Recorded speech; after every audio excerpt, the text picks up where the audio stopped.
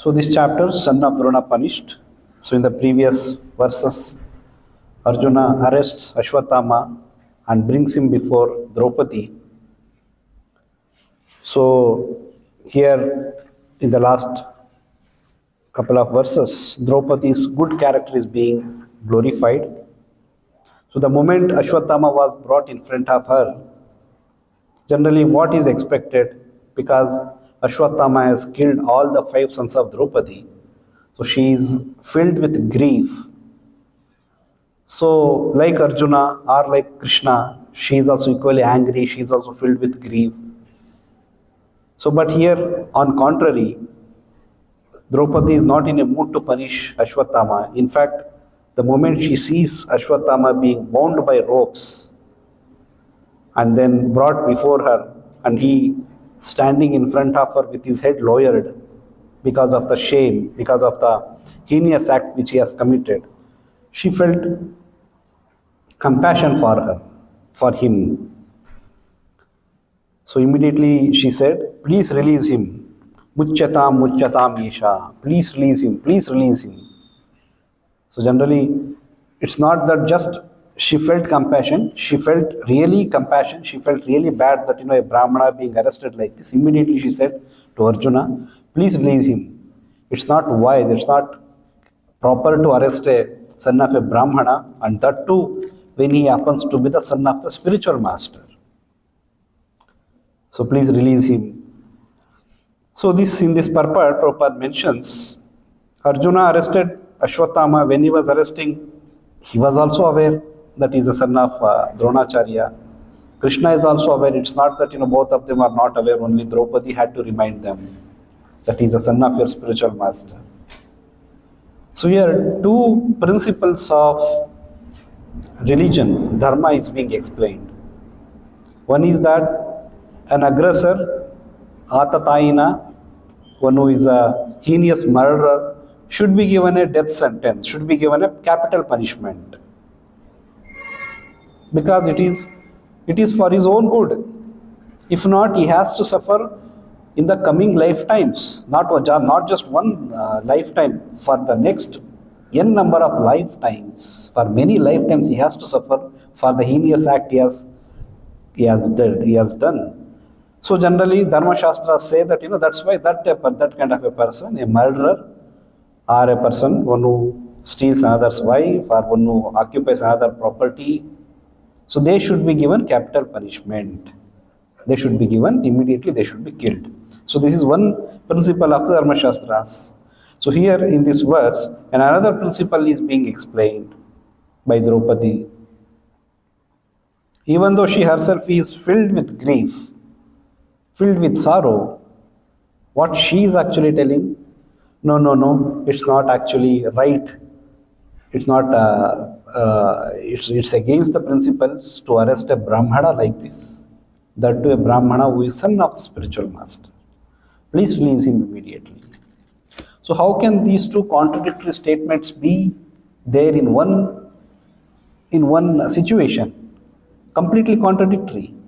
Even in fact, in the previous couple of verses which we had discussed in some few weeks ago, Arjuna also felt little compassionate because he had promised Draupadi that when she was crying inconsolably, Arjuna had promised that I will sever the head of your son's killer, I'll bring his head.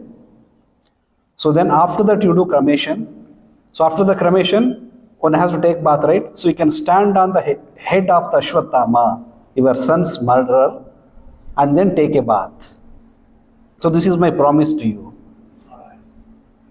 So Krishna is also, Arjuna, when he felt that, he also felt a little compassionate, he didn't wanted to kill him.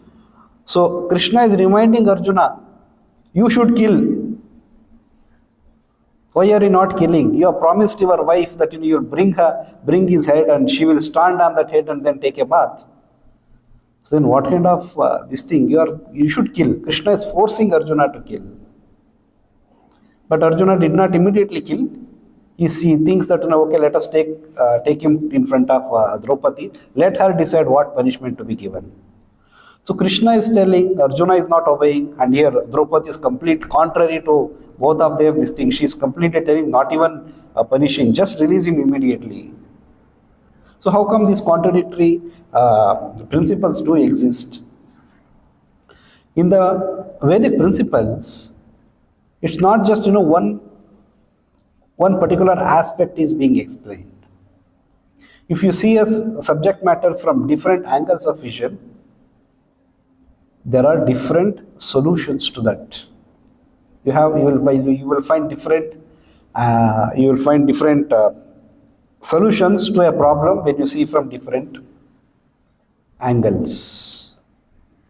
It's not just the one. That's why karma or dharma principles are not easy. It's not easy for someone to understand and practice in their life. Not only Hindu scriptures, you consider any scriptures you take. Always there is one solution, there is second solution, there is third solution for the same problem, and that to some contrary, completely opposite solutions. One place it is said you should kill, another place it is said no, he's a Brahmana, you should not even punish him. How can these contradictory instructions do exist? These do exist according to the different grades and according to the different mentality of the people. Here Draupadi, her good qualities being in the previous verse, Draupadi was glorified as Vamaswabhava. Vamaswabhava means one who is naturally a good and well behaved. It's a good, well behaved and here in this verse Draupadi is referred to as Sati. Sati, here it is referred to as Bandhana Nayanam Sati. Sati means the devoted lady, one who is a devoted lady, one who has follows religious principles. So she is being glorified and she is telling like this. So how principles, their application differs from person to person is according to their level of consciousness. Suppose an ordinary person, something happens, he kills a person. He is taken, police arrests him, taken him to the court. Then what happens? He is given some punishment according to the severity of the sin he has committed. Accordingly, he will be punished. Sometimes maybe few years, life sentence or death sentence, like this. Suppose a person who is in army, who is serving in protecting the country, if he kills an enemy, a soldier from another country, one who was trespassing the border, so he is given a medal. Why is that so? If that is the case, then both of them should be given similar kind of a punishment or reward. Even an ordinary citizen, if someone is trying to barge into their house, or someone is trespassing their property, if he kills him, still he is punished. Even though he may be trespassing, but you cannot you cannot kill him directly like that. You have to take the proper legal route, go to the police, go to the court. You cannot kill him. But whereas a soldier, because he has killed an enemy, he is being given a reward. Same activity, but if you see from different angle of vision, it has different applications. Even though Draupadi in the couple of verses, even going ahead also, she uses all such good words. But finally, what is being concluded, what acharyas say about Draupadi? They say, this is not a quality of a most intelligent person. That's why it is said, being a woman, it's natural for her to have that kind of a soft-heartedness. That's the reason women, they are known as, they should be given protection. Why they should be given protection? Because they cannot take right decision at a crucial point of time. Their mind-body system is not designed in a way where they can be decisive. That is the reason it is said that one should be protected. When it is said woman should be protected, that does not mean that woman should be looked someone who is fallen. They should be they should be subjugated. No, when it is said that protected, it's actually for their good. Just like when a murderer is given a life sentence, it is for his good. Similarly, when a woman it is said it is protected, it is to give a right kind of respect for that woman. Otherwise, they will fail to take decisions, make right kind of decisions. So this is actually real woman protection. Unless what we see in the modern world, women rights, all these things. Actually, it is for their good. It is for their spiritual well-being that, they should be protected. They should be guided always. What is to be done, what is not to be done. So then, even though Krishna was forcing, Arjuna was also not in a mood to kill. Similarly, is Draupadi. She is also of same mood. So, in the purport, Prabhupada mentions an important aspect for a devotee. In a devotee, he is ready to undergo any kinds of tribulations. Prabhupada mentions, a devotee of the Lord can tolerate all sorts of tribulation personally, but still such devotee never unkind to others, even to the enemy. So now Draupadi, even if she had told that Ashwatthama should be killed immediately, no one can object, no one can blame Draupadi, because she's just. She's right in giving that kind of a punishment to Ashwatthama because he has committed such heinous act. All the Pandavas dynasty, the Kuru dynasty is vanquished with the killing of those 5 sons of Pandavas. So such an heinous act, Draupadi is right, but still. So this is the one quality which we can see from spiritual point of view.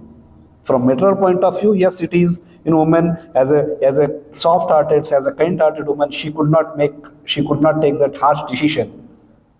So from spiritual point of view, this is the quality of a devotee. Just because someone is harassing him or her, a devotee will not want to take a revenge on others.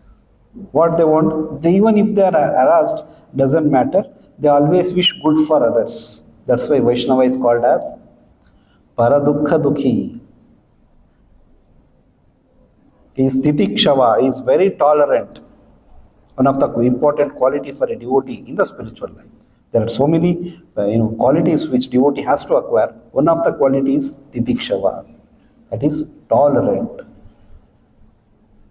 Like in Bhagavad Gita, Krishna mentions about Dhiras Tatra na Bhayyati.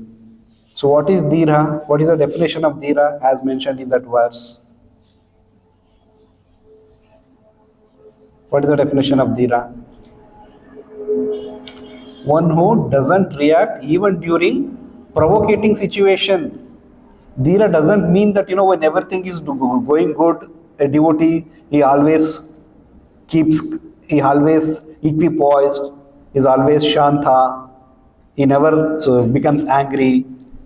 That is there in normal circumstances. Normal circumstances, how you behave, that is secondary. Dhira means even during provocating situations, someone comes, जैसे बोलते हैं ना, ललकार रहे लड़ाई के लिए. Someone is provocating. Someone is instigating. Even in that condition, one has to maintain the focus. One has to remain equipoised. That is the real definition of Dhira. Dhira is not that हाँ प्रभु जी generally बचपन से मैं ऐसे हूँ, मुझे कभी गुस्सा नहीं आते हैं. Okay, that's may be some good quality. गुस्सा नहीं आते हैं, may be because born in a सत्वगुणा, but does not necessitate that it's a spiritual quality. The spiritual quality गुस्सा ना आना, वो आध्यात्मिक प्लेटफॉर्म पे देखना है तो जब कोई ऐसी परिस्थिति उत्पन्न होती है जिसमें गुस्सा होने के लिए लोग आपको प्रोवोकेट कर रहे हैं, आपको धकेल रहे हैं, फिर भी आप गुस्सा नहीं हो रहे, that is known as Dhira. So in third canto, where Kapila Muni, when he is instructing his mother, 25th chapter, so the glories of devotional service, one of the important chapters in Srimad Bhagavatam, which every devotee should read multiple times. So where direct devotional service, Kapila Muni is explaining to Mother Devahuti. So there he mentions about qualities of a devotee, how an ideal devotee should be. Sometimes it happens, Prabhu, I was not. I was doing my service properly. I was in my. I was on my own. But simply he came and disturbed me. Because of that, I had to, beat him. Didn't want to beat him. I would have not beaten him. He came and provocated me. But a Vaishnava, he doesn't even react during that situation. Like here, what Prabhupada is mentioning. Even to an enemy, they are always kind. Even to an enemy, they don't want to take revenge. So Kapila Muni is telling Mother Devavati, is teaching Devavati, what is the quality of a devotee? Titikshava karunika suhruda sarva dehinam ajata shatrava shanta sadhava sadhu bhushanaha. Who is real sadhu? A real sadhu is one who is tolerant, merciful and friendly to all living entities. Titikshava karunika suhrudam sarva dehinam, is friend to all the living entities. Ajata Shatrava Shanta, he has no enemies, and Shanta is peaceful and he abides, and Sadhava Sadhu Bhushanaha. Sadhava means he abides by the religious scriptures. He doesn't act, okay, what if someone, like today's verse are in this context what we are discussing, there are contradictory instructions of the scriptures. So in that case, one has to one will act according to the level of consciousness. If someone is properly spiritually situated, then he will not be acting in a way which, in another person who is in Tammaguna will act. So the symptom of sadhu are that he is tolerant, merciful, friendly to all living entities. He has no enemies, he is peaceful, he abides by the scriptures, and all his characteristics are sublime. Sadhu Bhushanaha. All these qualities are there, will be there in the persons. We can see in his behavior, we can see in his activities. Revenge mentality. This is not spiritual, like suppose if a sadhu is being hurted, even being punished unduly by others, how we will take it actually? How a sadhu actually receives, how a devotee takes it? He takes it as Tatthanukampa Susamikshamana. He will think, okay, maybe some old last life, some due was there. So now the due is being given, the devotee or any other person is just punishing me. So let me take this as a mercy of the Lord. They just take it as the mercy of the Lord. They don't want to take a revenge. No, he did that, I will also do that. That's not an ideal devotee's behavior. So he takes it as mercy of the Lord. Whatever comes, whether it is good or bad, whatever, he will take it as mercy. On the contrary, what happens generally in the neophyte stage, when something good happens, yes, Prabhu, it was the Lord's mercy, all these things happened, nice glorification happened. If something goes wrong, no, I was not the cause. It was someone else who was the cause. But both happiness and distress, both are because of our own reactions. We cannot blame someone else. Even something, materialistic persons, whenever some good thing happens, what they do? They will glorify themselves. We did this thing, we did that, we planned in a way, that's why everything got executed nicely. When something goes wrong, शायद भगवान नहीं चाहते थे कि ये काम हो, तो गड़बड़ हो जाए तो भगवान का ऊपर, अच्छा हो जाए तो मेरा मेहनत.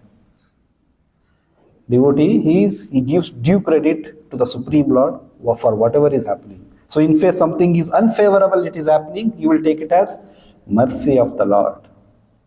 So then next, Kapila Muni is continuing his instructions to Mother Devavati.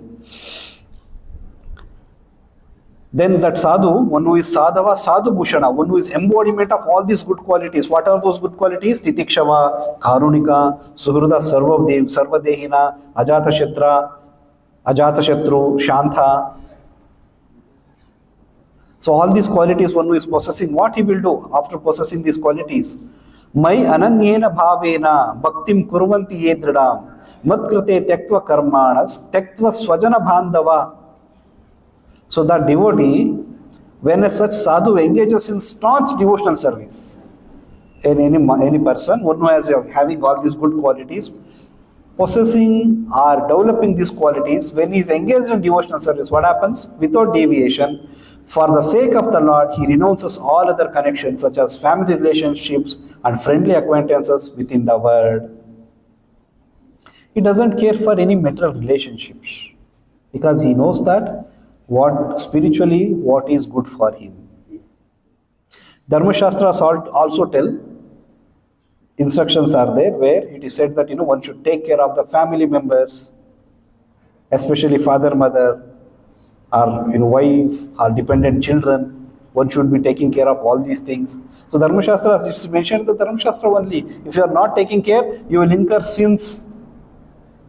But also Dharma Shastras which are superior to the regular Dharma Shastras. Dharma Shastras are actually meant for all human beings, for entire humanity, like Manu Samhita, this kind of Chanakya Niti.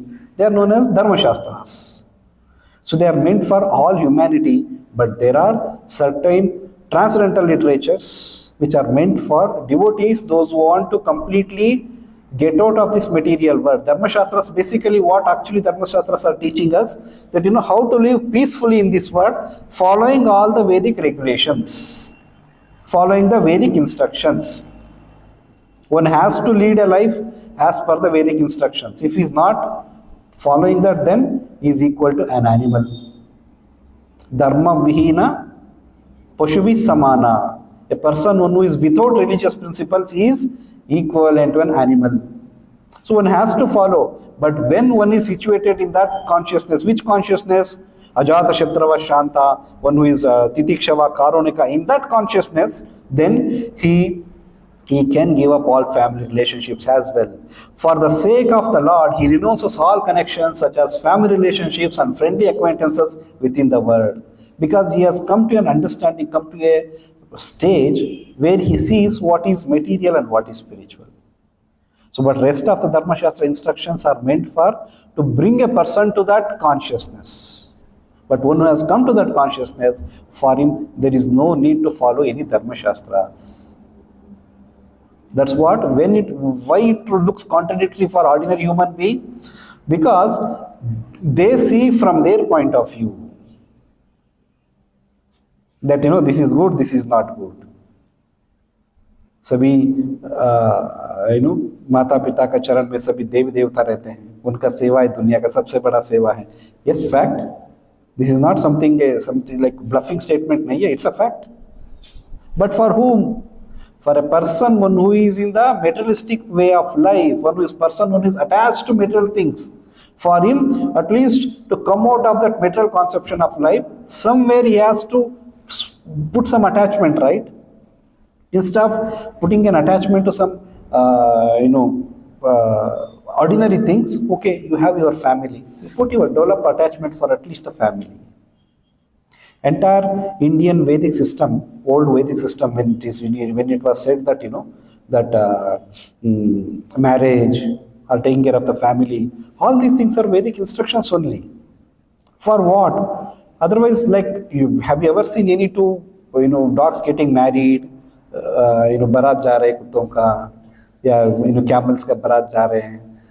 No, there is no marriage system and all. So why it was introduced, why it is there in the human being? So that they differentiate themselves from that animalistic life. But when he advances further, for him even these things become insignificant. So what contradictory instructions we see in the Vedic literature, it's not actually contradictory. It is just for persons with different consciousness, for persons with a different mentality. Draupadi, as per her condition, she is acting in that way. Arjuna, as per his condition, is acting. Krishna, being Supreme Lord, he is forcing Arjuna to act in certain way. Even in Bhagavad Gita, Arjuna was not ready to fight. What in the first chapter, towards the last set of verses, if you read, what logic which Arjuna gives to Krishna for not killing his own swajana, his own kinsmen, his own relatives, his sons, grandsons, his relatives, his grandfathers, maternal uncles. So wonderful logic. If we kill them, what will happen? All the men will be killed here. Behind are invalid old age people, women and small children. Who will take care of them? And if the women are not given proper protection, Varna Shankara will happen. If Varna Shankara happens, because they don't know the religious principles, they don't even offer oblations, pindadhan to the ancestors. And because ancestors are not given oblations, they will curse them. So then in that way, entire dynasty is spoiled. Wonderful logic from a material point of view. But what Krishna tells to Arjuna? Asochan, anya sochan tvam, pragna, vacham shab bhashasa. You are talking like a very learned man, but actually you are a fool. So Krishna is criticizing Arjuna for all good words. Similarly, he is in the coming verses in the purport Prabhupada mentions about Draupadi also. That it's a generally a materially soft-heartedness of a womanly nature. So, but in this particular verse, in the purport Prabhupada also mentions about a spiritual concept for the soft-heartedness of a Draupadi. Like in a Vaishnava, he is always kind to even an enemy, even to an aggressor. He doesn't want to kill. It is Draupadi, which Draupadi is telling that we should not kill, and Shastra support that. On the other hand, same statement, same logic Arjuna said to Krishna. Our own family members, why should we should kill them? Instead of being in this condition, becoming king in this condition, I would prefer to become a sannyasi. I would maintain my life by begging. But Krishna did not support that. Why? Because it was Krishna's master plan. We just have to become part of Krishna's master plan. That's why the role of spiritual master comes into effect, where when we are confused, when we are not able to do what is good, what is bad, that's where spiritual master role comes into play. We should just accept and follow what spiritual master has said. Even in spite of all these things, if Krishna has pressed, definitely Arjuna would have killed Ashwatthama. But Krishna did not press for that, because Krishna also knew it was not in the master plan of Krishna. Already everyone, entire army of the Kauravas have been vanquished. They are all being killed. Only left was Ashwatthama now. So then in the next verse, which Kapila Muni is giving instructions to his mother,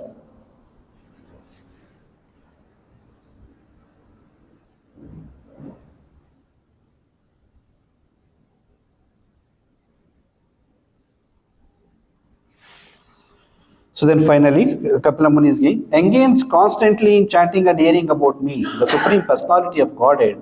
The sadhus do not suffer from material miseries because they are always filled with thoughts of my pastimes and activities. So first, Kapila Muni explained about characteristics of a sadhu, that he is a very tolerant, he is merciful, he is friendly, he doesn't have any enemies. So then in that condition, what he does, he engages in devotional service. For that, if he has to give up even family life, family attachment, material family attachments, he is ready to leave that. Then what is the result of that? Sambandha, abhideya, no prayojana. When a devotee comes to a understanding about what is his eternal relationship with Krishna, so yes, I am a part and parcel of Supreme Lord, I am an insignificant servant of the Supreme Lord, so that is Sambandha. Then Abhideya, after we revive our Sambandha, original relationship with Krishna, what he is supposed to do? He has to act accordingly. That's what in these three verses, which Kapila Muni is explaining. First verse he said about Sambandha, a devotee. Then he mentions about devotee's quality. Second, when he understands, when he is situated in the consciousness, what he does? He engages in devotional service, Abhideya. Then after being engaged in devotional service, next step is what? Prayojana. That's what, we have to enjoy the result of the devotional service. So what will happen? Being engaged constantly in chanting, hearing about me, the Supreme Personality of Godhead, the sadhus do not suffer from material miseries. This is the prayojana. This is the result of devotional service. A devotee is not consciously working for this result. It's natural to obtain that result.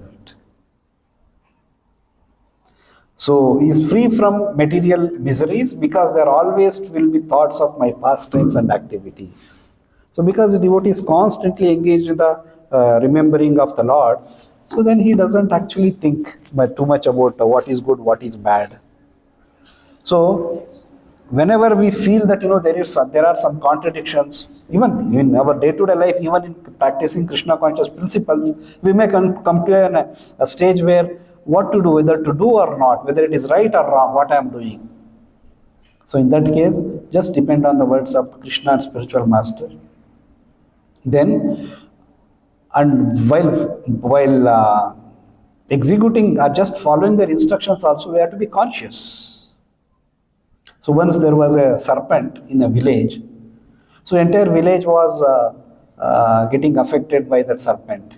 It would bite someone, or whoever goes nearby, it would hiss. It would make a sound so that people will get afraid and run away. So Narad Muni was passing by. Everyone would actually curse that serpent. Sometimes they would throw stones at that. So because of the influence of Narad Muni, serpent also came to some good consciousness. Serpent asked, what should I do? So Narad Muni said, no, you should not bite. This is not a nature of a devotee. So then serpent stopped biting and making even hissing sound. So days passed by, people saw that there is no more threat from the serpent. So they started throwing stones. They started beating that serpent. Even after beating, it is not reacting. So then it almost come to a stage where it's almost about to die now because of so much of beatings from the people. Then Narad Muni again happened to come there. Then serpent pleaded in front of Narad Muni, you are my spiritual master, I am just following your words strictly whatever you said, but see my condition now. How can I understand this? I am just following a sadhu, spiritual master instruction, but this is what, this is where I have ended up now. So Narad Muni said, Baba, I said don't bite, don't kill others, but I did not say don't make a hissing sound.